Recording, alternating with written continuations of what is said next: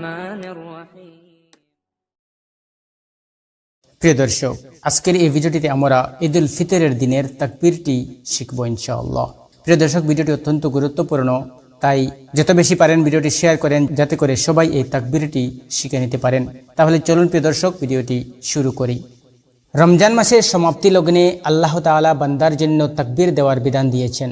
তিনি বলেন, তিনি চান তোমরা সংখ্যা পূরণ করো এবং তিনি যে তোমাদেরকে নির্দেশনা দিয়েছেন সেজন্য তাকবীর উচ্চারণ করো, আল্লাহর বরত্ব ঘোষণা করো এবং যাতে তোমরা শুকর করো।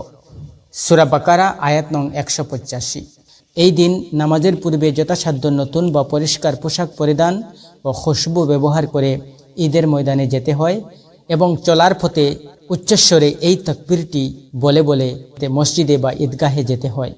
তাকবীরটি হলো আল্লাহু আকবার, আল্লাহু আকবার, আল্লাহু আকবার, লা ইলাহা ইল্লাল্লাহু, আল্লাহু আকবার, আল্লাহু আকবার, ওয়ালিল্লাহিল হামদ, আল্লাহু আকবার, আল্লাহু আকবার, আল্লাহু আকবার, লা ইলাহা ইল্লাল্লাহু, আল্লাহু আকবার, আল্লাহু আকবার, ওয়ালিল্লাহিল হামদ, আল্লাহু আকবার, আল্লাহু আকবার, আল্লাহু আকবার, লা ইলাহা ইল্লাল্লাহু, আল্লাহু আকবার, আল্লাহু আকবার, ওয়ালিল্লাহিল হামদ।